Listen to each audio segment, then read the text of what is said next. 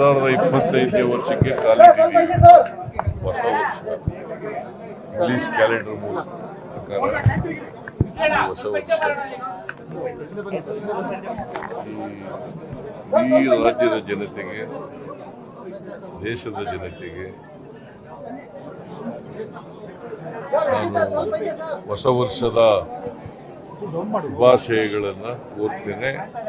ನಿಮಗೂ ವಿಶೇಷವಾಗಿ ಹೊಸ ವರ್ಷದ ಶುಭಾಶಯಗಳನ್ನು. ಬಜೆಟ್ ಮಾರ್ಚ್ 14ನೇ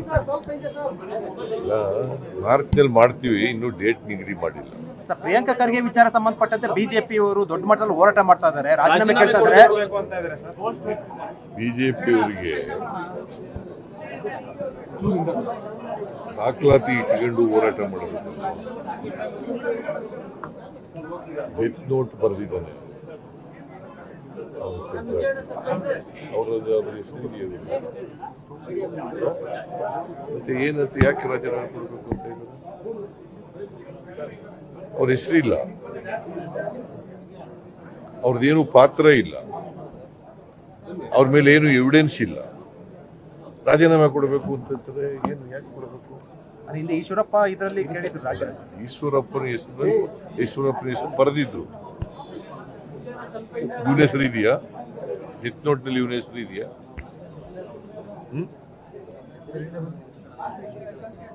ಪ್ರಿಯಾಂಕ್ ಖರ್ಗೆ ಹೆಸರು ಎಲ್ಲೂ ಕೂಡ ಇಲ್ಲ. ಅವ್ರು ಹೇಳಿದ್ದಾರೆ ಯಾವುದೇ ಎಂಕ್ವೈರಿಗೆ ನಾನು ತಯಾರಿದ್ದೀನಿ ಅಂತ.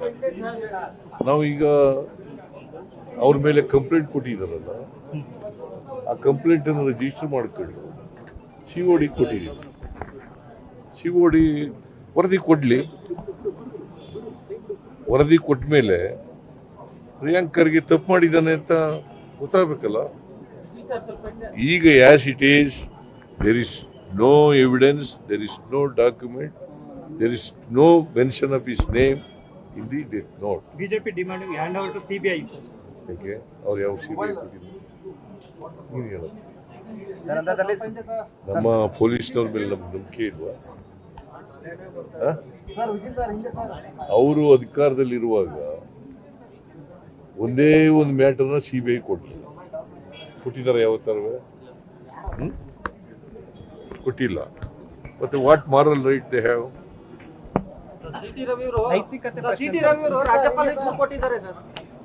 ಕೊಡ್ಲಿ. ಈಗ CT ರವಿ ಕೇಸು ಕೂಡ CID ಕೊಟ್ಟಿದ್ರು.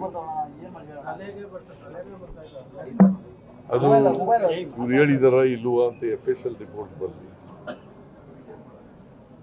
ಮಹಿಳೆಗೆ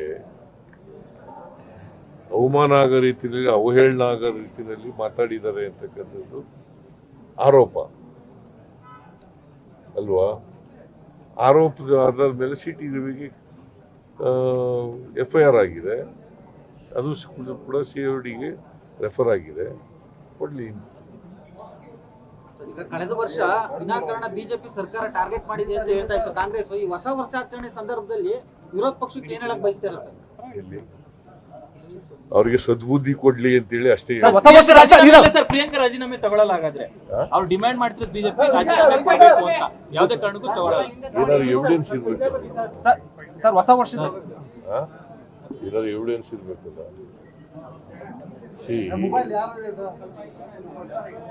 ಏನು ಎವಿಡೆನ್ಸ್ ಇದ್ದೇನೆ, ಡೆತ್ ನೋಟ್ ನಲ್ಲಿ ಅವ್ರ ಹೆಸರು ಇದ್ದೇನೆ, ರಾಜೀನಾಮೆ ತಗೊಳ್ಳಿ ಅಂತಂದ್ರೆ ಅದು ರಾಜಕೀಯ ದ್ವೇಷದಿಂದ ಮಾಡ್ತಕ್ಕಂಥ ಆರೋಪ. ಹೊಸ ವರ್ಷದಲ್ಲಿ ಹೊಸ ಸಂಪುಟ ಏನಾದ್ರು ಆಗುತ್ತಾ? ಸಚಿವರ ಸಂಪುಟ ಪುನರ್ರಚನೆ ಇಲ್ಲ, ಹೈಕಮಾಂಡ್ ಜೊತೆ